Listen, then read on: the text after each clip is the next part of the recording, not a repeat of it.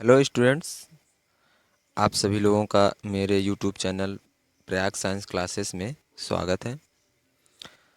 तो जैसा कि हम सभी लोगों ने क्लास 12th का जो हमारा पुष्पीय पौधों में लैंगिक जनन है उसके बारे में सभी चीज़ें पढ़ ली हैं। उसके एनसीईआरटी क्वेश्चंस भी जो एनसीईआरटी क्वेश्चंस दिए गए हैं उनके बारे में बात कर लिए।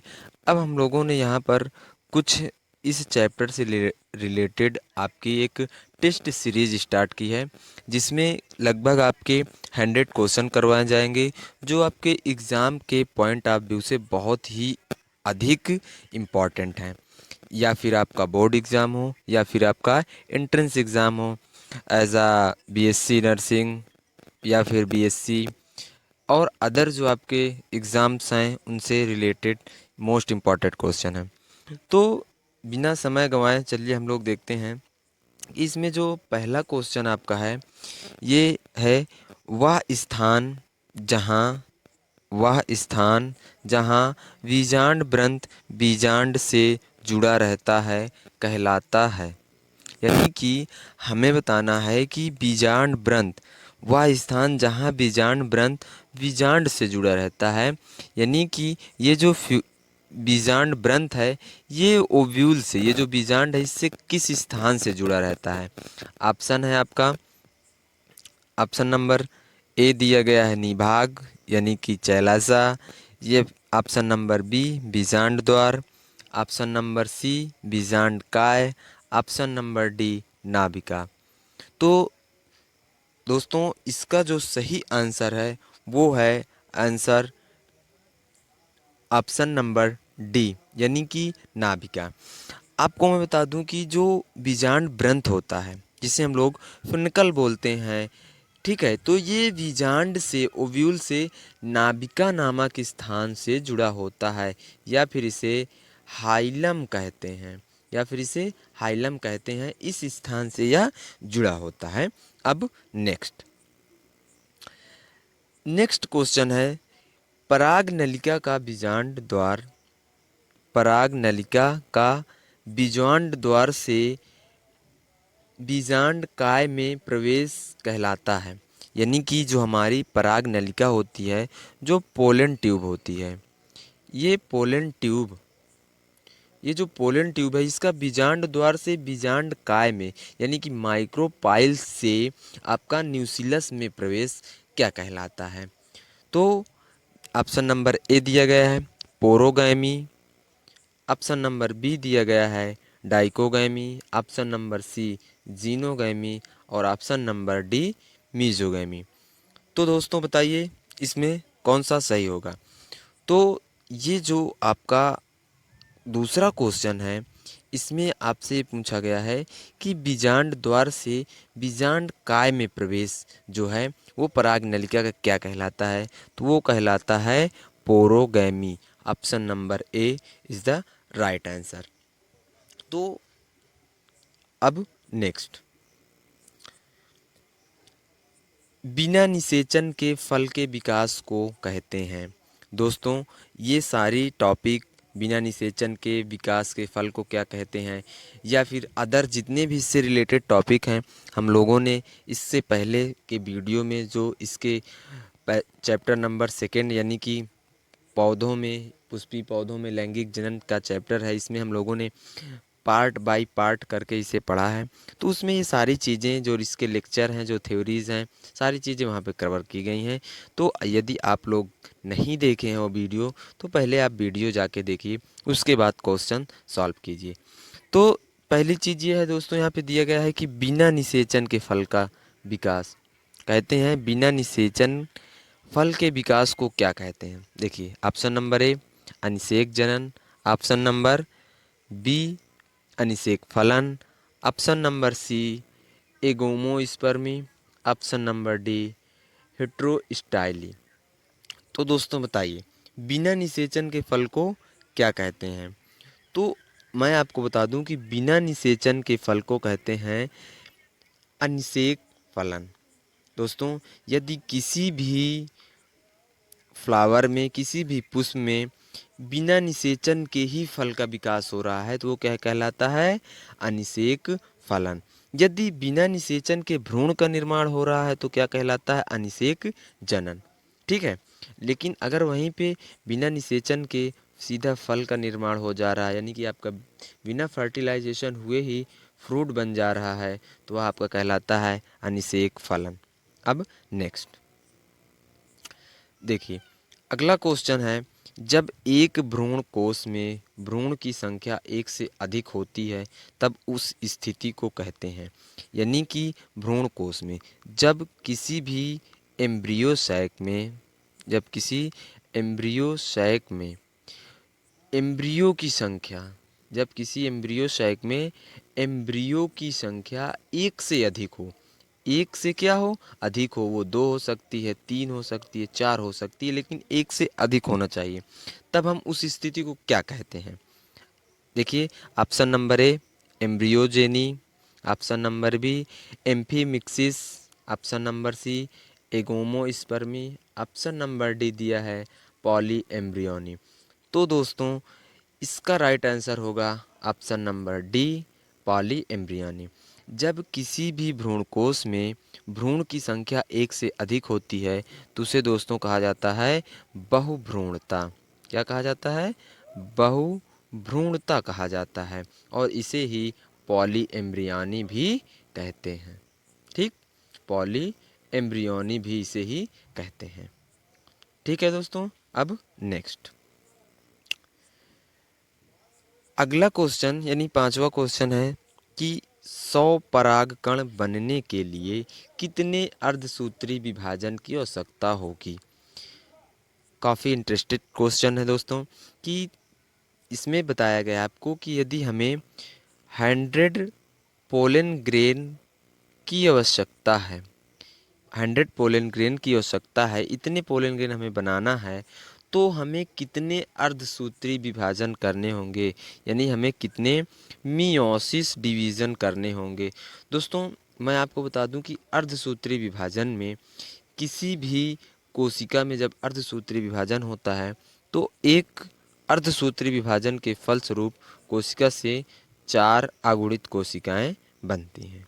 कितनी कोशिकाएं बनती? 4 अगुणित कोशिकाएं बनती हैं।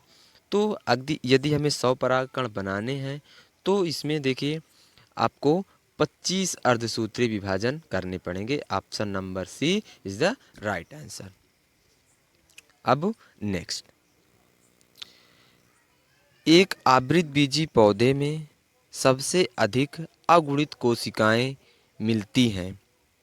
ऑप्शन दिया गया है लघु बीजाणुधानी की भित्ति में, ऑप्शन बी बीजांड काय में, ऑप्शन डी गुरु बीजाणुधानी में, ऑप्शन डी भ्रूण कोश में।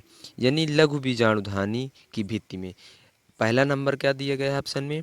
माइक्रोस्पोरेंजियम की लेयर्स में, यानी जो उसकी वाल्स होती है उसमें, बीजांड का यानी न्यूसिलस में, गुरु बीजाणुधानी यानी माइक्रोस्पोरेंजियम में, या फिर भ्रूण कोश यानी एम्ब्रियोसाइक में।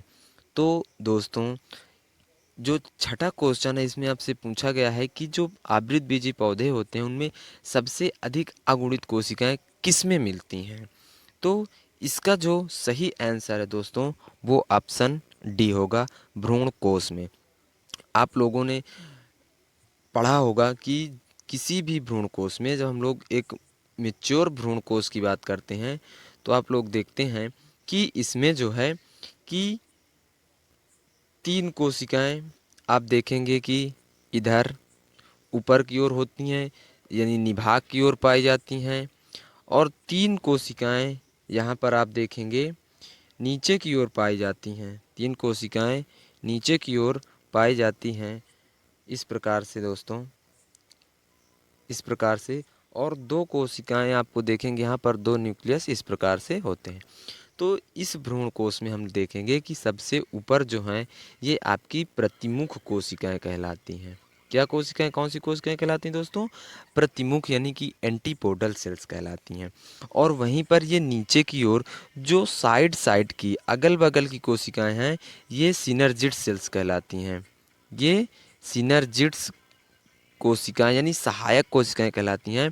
और जो ये बीच में है ये आपकी एग सेल कहलाती है, अंड कोशिका कहलाती है। कौन सी कोशिका कहलाती है दोस्तों? अंड कोशिका ये हैं। यानी बताना है कि मोनोकार्पिक पौधे हैं, ऑप्शन ए, जिनमें एक फल में केवल एक बीज मिलता है। ऑप्शन बी, केवल एक फल ही पैदा करते हैं। ऑप्शन सी ऑप्शन सी जीवन चक्र में केवल एक बार पुष्पन करते हैं। ऑप्शन डी, पुष्प में केवल एक अंडा मिलता है। तो दोस्तों इसका राइट आंसर होगा ऑप्शन नंबर सी। ये जो मोनोकॉर्पिक पौधे होते हैं ये अपने जीवन में केवल एक बार ही पुष्पन होता है, यानी कि एक बार ही पुष्प देते हैं। अब नेक्स्ट, परागकण की बाह्य भित्ति बनती है। जो दोस्तों परागकण होता है हमारा पोलन ग्रेन होता है, उसकी जो बाह्य भित्ति बनती है वो किस चीज़ की बनी होती है? ऑप्शन ए सेलुलोज द्वारा, ऑप्शन बी स्पोरोपोलिनिन द्वारा, ऑप्शन सी पेक्टोसेलुलोज द्वारा, ऑप्शन डी लिग्निन द्वारा। तो दोस्तों इसका राइट आंसर होगा ऑप्शन बी स्पोरोपोलिन के द्वारा, स्पोरोपोलिनिन के द्वारा। दोस्तों मैंने आपको परागकण का स्ट्रक्चर समझाया था। इसमें दो लेयर्स होती हैं, एक बाहर की ओर और एक अंदर की ओर। बाहर वाली को एक्साइन और अंदर वाली को इंटाइन, अंदर वाली को इंटाइन। तो इसकी जो बाह्य लेयर होती है वो स्पोरोपोलिन की बनी होती है, यानी एक्साइन जो होती है स्पोरोपोलिन की बनी होती है। अब नेक्स्ट, बिना निषेचन के भ्रूण विकसित होने को कहते हैं। यानी कि बिना निषेचन के ही भ्रूण विकसित हो जाता है, इस क्रिया को क्या कहते हैं? दोस्तों अभी हम लोगों ने अभी पढ़ा था हम लोगों ने अनिषेक फलन, यानी बिना निषेचन के ही फल का विकास हो गया था, तो अनिषेक फलन होता है। मैंने वहीं पे आपको इस क्वेश्चन का आंसर दे दिया था कि जब किसी भी बिना निषेचन के जब भ्रूण बनता है तो उसे कहते हैं अनिषेक जनन। अब नेक्स्ट, आवृतबीजी पौधों में भ्रूणपोष होता है। दोस्तों जो आवृतबीजी पौधे होते हैं, जो एंजियोस्पर्म प्लांट्स होते हैं, उनमें जो भ्रूणपोष होता है, ठीक है, वो होता है, बताना है आपको, द्विगुणित होता है यानी डाइप्लॉइड होता है, त्रिगुणित, ट्रिप्लॉइड, अगुणित, हैप्लॉइड या बहुगुणित। तो दोस्तों ये जो भ्रूणपोष होता है ये आपका होता है त्रिगुणित, यानी कि ट्रिप्लॉइड होता है। क्यों होता है? ये देखिए जब हम लोग भ्रूण कोष पढ़ रहे थे तो उसमें हम लोग ने पढ़ा था कि उसमें द्वितीयक केंद्रक के साथ एक मेल गैमीट्स संलयित हो जाता है और यह त्रिगुणित, इस प्रकार से इसके अंदर तीन केंद्रक होते हैं, यानी कि त्रिगुणित त्रिगुणित प्राथमिक इंडोस्पर्म बनाता है, त्रिगुणित प्राथमिक इंडोस्पर्म बनाता है और यही आगे चल करके भ्रूण पोष का निर्माण करता है। किसका निर्माण करता है दोस्तों? भ्रूण पोष का निर्माण करता है, यानी कि इंडोस्पर्म का निर्माण करता है। ठीक, अब नेक्स्ट, टेपिटम पाई जाती है। आपको बताना है दोस्तों टेपिटम पाई जाती है कहाँ? परागकोश भित्ति में, अंडाशय भित्ति में, नर युग्मकोद्भिद में, मादा युग्मकोद्भिद में। तो दोस्तों इसका राइट आंसर होगा ऑप्शन नंबर ए। राइट आंसर होगा ऑप्शन नंबर ए, परागकोश भित्ति में। दोस्तों जो टेपिटम है वो परागकोश भित्ति में पाई जाती है और इसका कार्य जो होता है टेपिटम का, ये उस परागकोश में पल रहे जो पराग कण हैं, दोस्तों जो पराग कण अर्थात पोलन ग्रेन हैं, पोलन ग्रेन है, इनको भोजन प्रदान करना होता है। टेपिटम का कार्य क्या होता है दोस्तों? पोलन ग्रेन्स को भोजन प्रदान करना होता है। तो दोस्तों ये 10 से 11 क्वेश्चन आप लोगों को आज इस वीडियो में प्रोवाइड करा रहा हूँ।